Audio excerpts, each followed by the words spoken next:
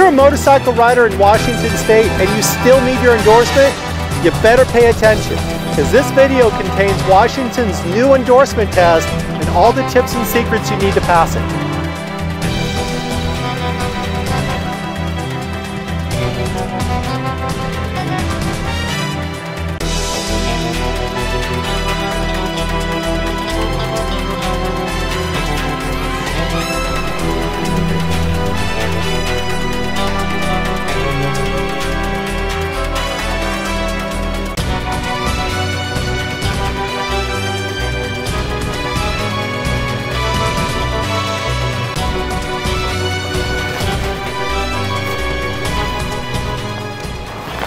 In Washington State, to convert your permit to an endorsement, you'll have to do an extra written test. You'll also have to do another skills test. The good news is this: the skills test is only two components. You have a curve component and you have a braking component. The curve is going to consist of two left-handers and a single right-hander. The only thing you're going to be scored on is if you stall the motorcycle when you start, if you stay in between the cones, there's no lines, and you're going to be timed, which means that you're going to have to average 15 miles per hour. As long as you do those, you're going to do all right. Don't try to get all fancy in your riding. If you're dragging your knee through, that's not going to work very well, especially if it's raining or in the middle of the winter. The other strategy I see riders try is to come into the curve, and they try to go through the curve nice and slow so they don't have to lean much, and they go really fast to the next curve. That doesn't work very well either. You just want to be steady and smooth and average that 15. And you can't look down at the speedometer, so you better be practicing this before you come out. Here's some strategies that'll guarantee your success. First, don't try to get all fancy on your path of travel inside the curve. Just stay in between those cones, with one exception: your entry point. When you enter the curve, you can set yourself up to that outside cone, which gives you the most time and space to make a nice, easy, smooth curve all the way through. Once you get into the curve, make it nice and steady all the way through. Don't try to add a lot of throttle. Try not to brake. And your vision needs to be looking all the way to the exit of the curve. If you're looking at the ground, if you're looking at the tires, you're not going to do very well. So as you approach that corner, before you hit that entry point, make sure you visually scan all the way through your path of travel, so by the time you hit it, your eyes and your helmet are already pointed all the way to the exit. Now when you exit your first left-hander going into the right-hander, try not to rain a straight line to the entrance. Instead, make a nice sweeping arc so that you start bending and leaning as you enter that right-hander.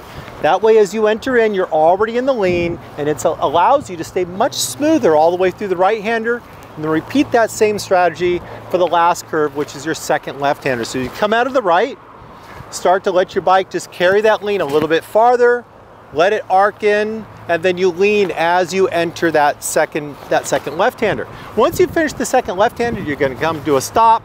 You're golden, you're good, they mark you off, and you move on to the braking. That's all it takes. The second element of the endorsement test is just stopping. You do this all the time.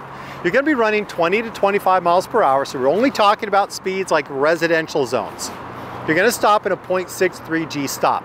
0.63 G is roughly 60% the capability of your motorcycle. So the average bike stops around a 1 G in good pavement on a good day. So there's a lot of latitude even if you're doing this in the winter or if it's wet.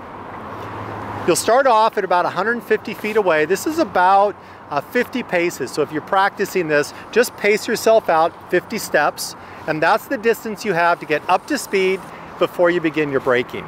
So 20 to 25 miles per hour. When your front tire crosses the two cones they put on the ground, you're gonna have to stop in the shortest distance you can. Those two cones, if you start braking early, or if your speed isn't correct, you'll get a second run if you mess that up for speed or for anticipation. Also, beginning your braking right at those cones can be really difficult. The best way to do that is track them in your peripheral vision. When those cones disappear from your peripheral vision, you're right at the braking point. If you brake and you still have them in sight, then you're anticipating and you're braking early. And you definitely don't want to miss the test because you're braking early. To stop in that distance is pretty simple. Get the clutch in and use both brakes to stop in the shortest distance. If you lock up the back wheel, don't freak out, just hold your skid all the way down. It's better to fail the test and to keep your bike upright than it is to throw your bike on the ground and fail the test. So just hold the skid to the end. Other than that, my recommendations are keep the head and eyes up. Don't forget to stay calm. When you make your approach, again, I mentioned 20 to 25 miles per hour. Get that speed up as quickly as possible. As soon as you get called down, get your speed up to 20 to 25 and stabilize that on the approach. You don't want to be freaking out and all tense and accelerating all the way to that braking point.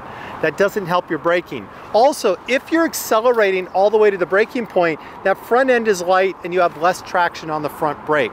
When you go for the brake to make that quick stop, you're more likely to skid or to extend your braking distance. So settle your speed early. That's it. If you can corner and you can stop, you can pass the endorsement test. Now, for those of you who are brand new riders, if you're doing a rider course to learn how to ride, there's only two curricula in Washington that are used. One is the MSF, or Motorcycle Safety Foundation, and that's the basic rider course. The other one is the Puget Sound Safety course, and it's the Learn to Ride, or the LTR. MSF only trains to 12 to 18 miles per hour, which is the speeds you need for your permit. Only the Learn to Ride course, or the LTR course, trains all the way up to 25 miles per hour, which is your endorsement test. If you've done the MSF course, make sure you're practicing at those higher speeds, so when you come to do the test, you're ready to go and it's not the first time you've done braking from 25 miles per hour. That's it. Go practice, go take the test. See you on the road.